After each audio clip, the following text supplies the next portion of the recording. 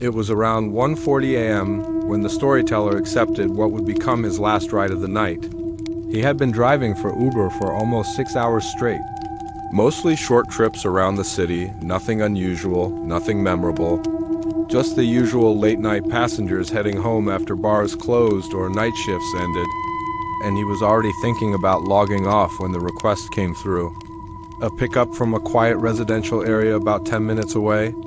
The destination listed as a highway address he didn't recognize, which wasn't uncommon, so he accepted it without thinking much. But as he drove toward the location, something started to feel off. The streets became quieter than usual. The houses more spaced out and the streetlights fewer, until he finally pulled up to the pickup point, a small, older house at the end of a dead-end street. Completely dark, no porch light, no movement, nothing. He checked the app again to confirm the address. It was correct. The rider name was listed as Daniel, but there was no one outside waiting. He sat there for about a minute, engine idling, scanning the area, expecting someone to come out at any moment, but no one did. So he sent a message through the app. "Hey, I'm here," and waited. A few seconds later, he got a reply. "I'm already in." And for a second, he thought it was a joke, or maybe the passenger meant they were coming out. But something about the wording made him pause. Slowly, he looked up from his phone and checked the rearview mirror, and that's when his stomach dropped, because sitting in the back seat, directly behind him, was a man, perfectly still, staring forward. He hadn't heard the door open, hadn't felt the car shift, nothing. But the passenger was there, as if he had been there the entire time. The storyteller froze for a moment, trying to process what he was seeing. The man looked pale, his clothes slightly outdated, like something from years ago, and his head was tilted just slightly to one side. Not enough to seem broken, but enough to feel wrong. Hey, the driver said nervously, forcing himself to stay calm. "Did you just get in?" The man didn't respond immediately, just kept staring forward. Then after a few seconds, he spoke in a low, flat voice. "You can start driving." The storyteller swallowed hard, his hands tightening on the steering wheel. "Yeah." "Sure," he said, putting the car into drive, trying to act normal, even though nothing about the situation felt normal. As he pulled away from the house, he glanced in the mirror again. The man hadn't moved, hadn't blinked, just sat there, eyes fixed ahead. The GPS began guiding him toward the highway, and for the first few minutes, the ride was completely silent. The kind of silence that feels heavy, like something is pressing down on you. The storyteller tried to make small talk, like he usually did with passengers. "Late night?"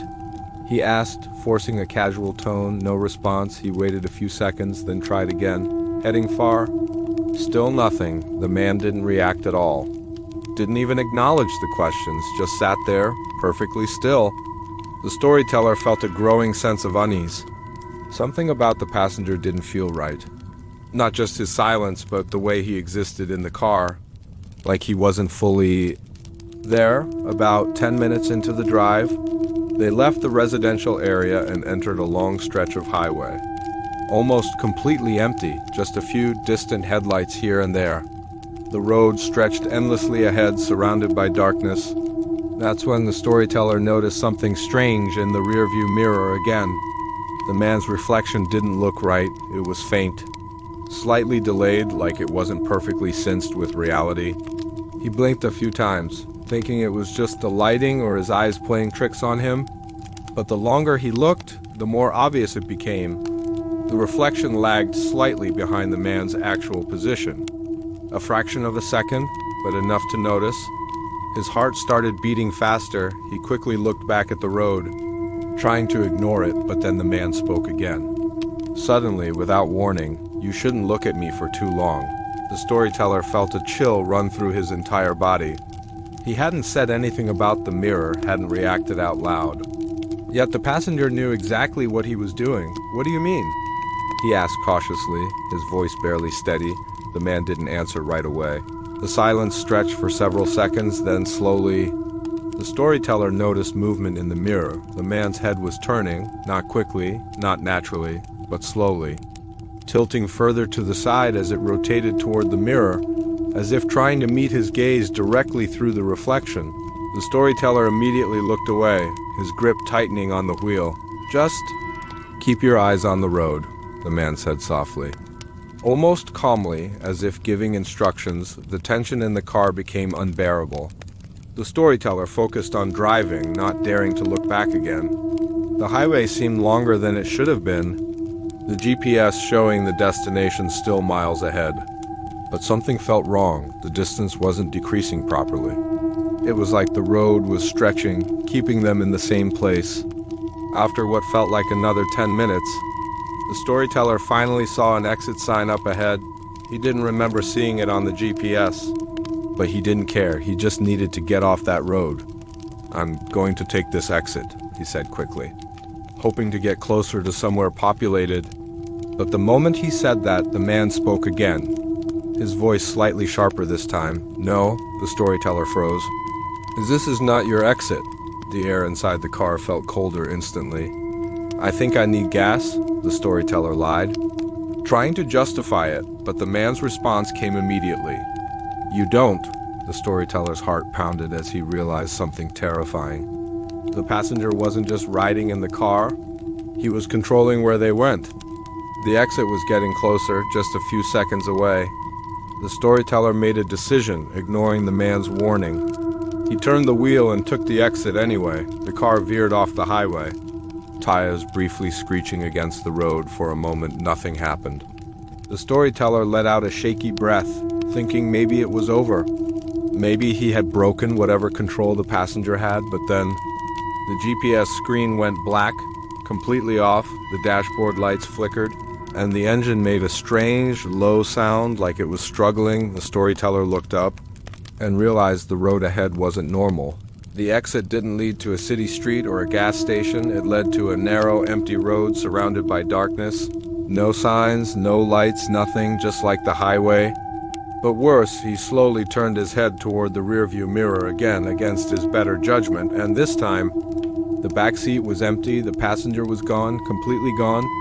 The storyteller's breathing became rapid, his eyes darting around the car, checking the seats, the floor, everywhere. But there was no sign of the man. He slammed on the brakes, bringing the car to a stop in the middle of the empty road. The silence returned, heavier than before, then from directly behind him. He heard a voice, no longer from the back seat, but right next to his ear. "I told you, don't change the route." The storyteller didn't move, didn't breathe, slowly.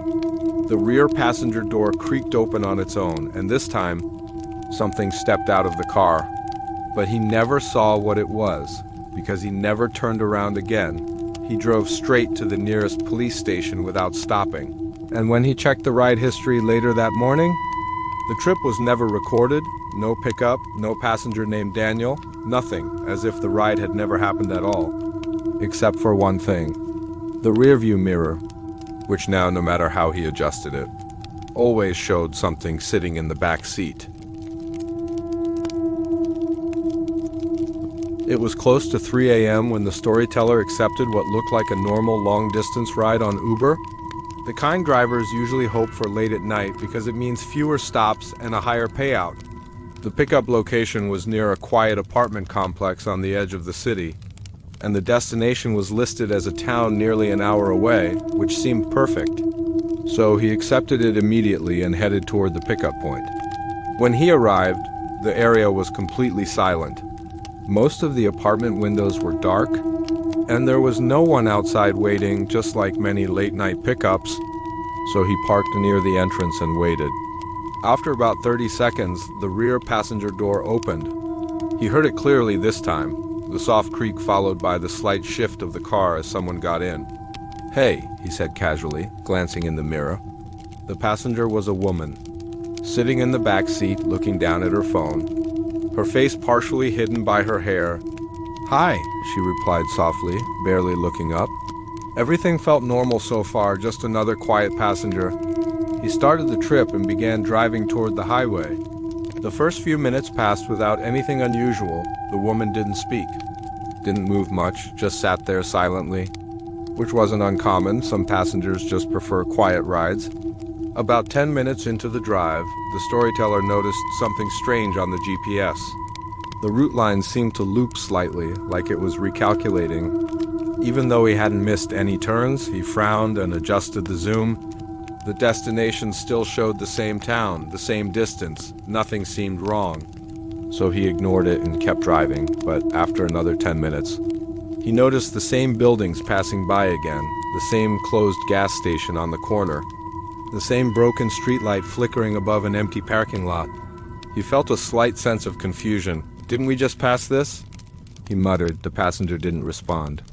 He checked the GPS again. The route still looked correct. The distance hadn't changed much, maybe by a mile or two, but it should have dropped significantly by now.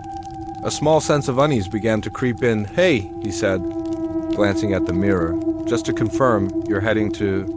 He read the town name from the app. The woman nodded slowly without lifting her head. "Yes," she said quietly, her voice calm but distant. The storyteller swallowed and kept driving, but now he was paying closer attention to the road. And the more he focused, the more unsettling it became. The same landmarks kept appearing, over and over, like he was driving in a loop. Even though the road was straight, no turns, no exits, just forward, always forward. After another few minutes, he decided to test it. He deliberately took a turn that wasn't on the GPS. Just to break the pattern, the car turned onto a side road, and for a moment he felt relieved, thinking he had escaped whatever strange route he was on. But when he looked back at the GPS, the route had adjusted instantly, showing that this was now the correct path. Leading to the same destination, his heart rate increased. "Okay." "That's not right," he whispered.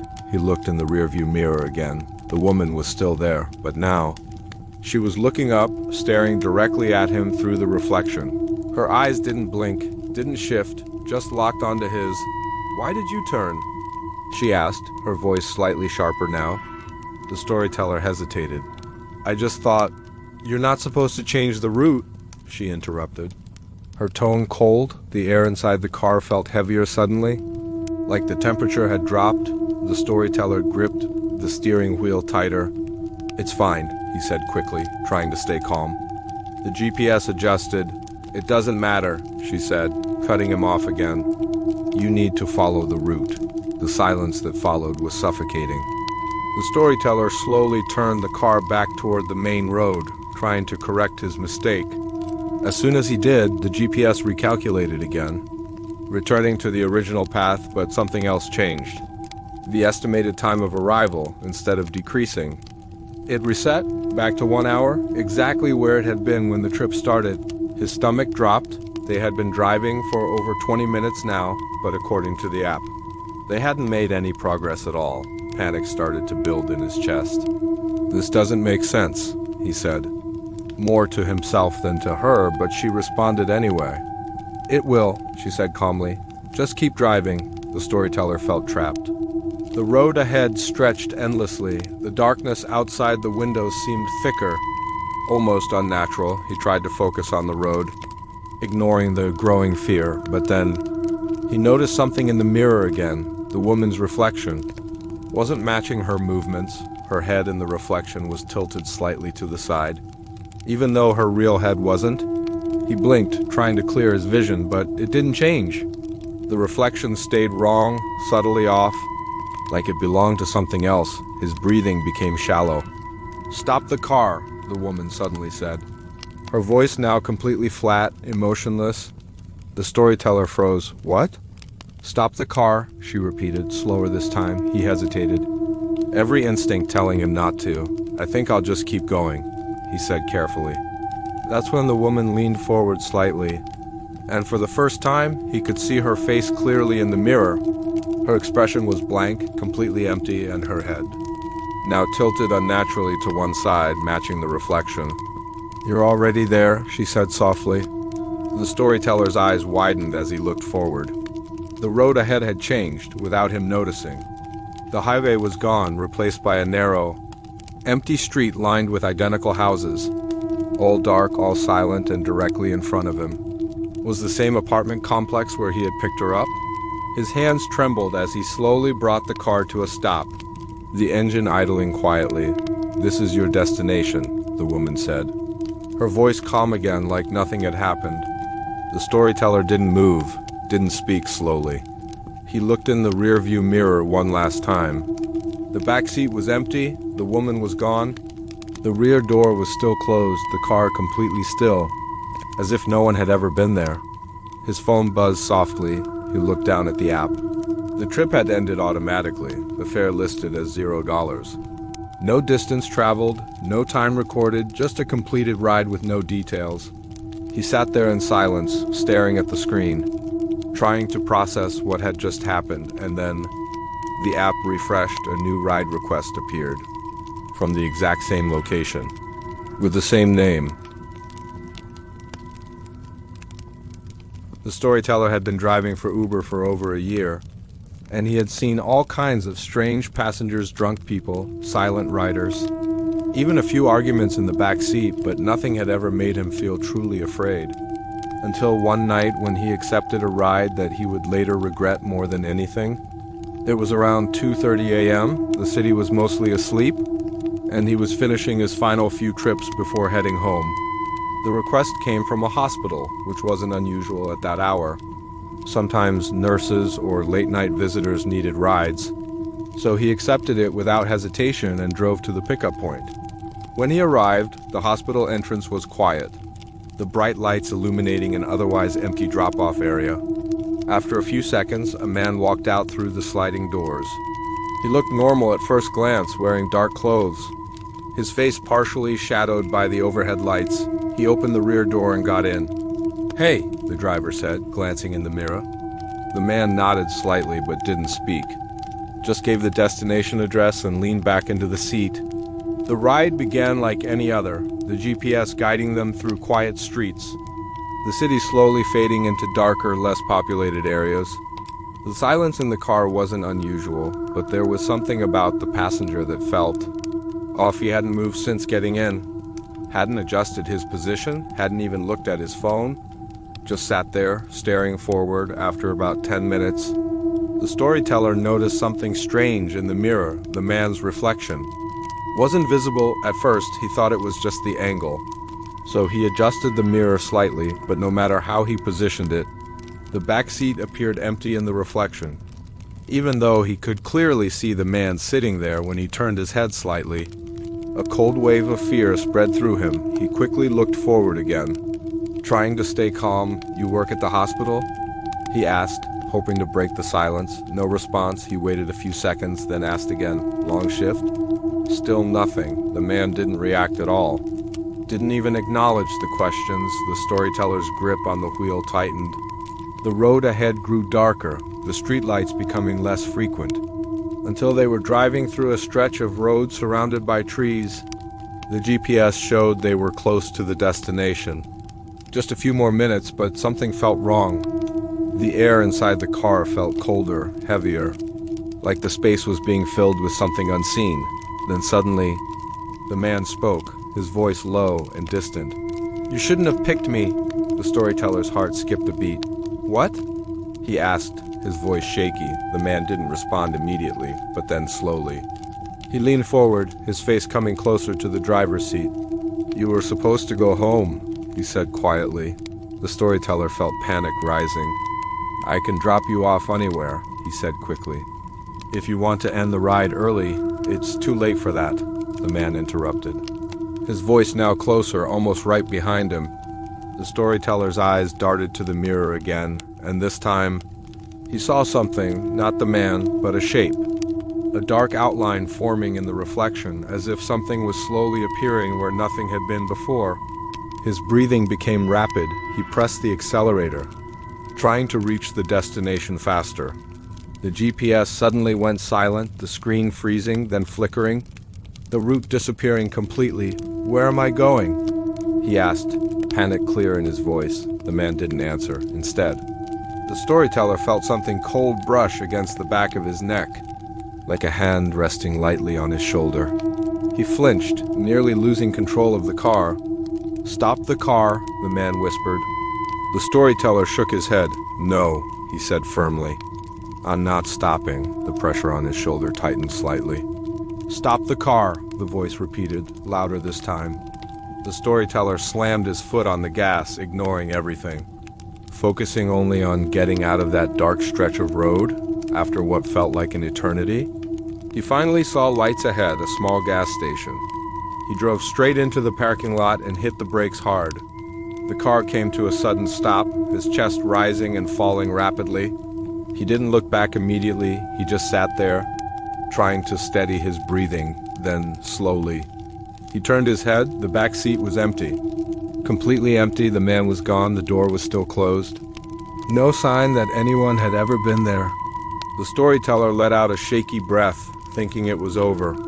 He stepped out of the car and walked toward the gas station, the bright lights making him feel slightly safer, but as he reached the entrance, he noticed something in the reflection of the glass door, standing directly behind him.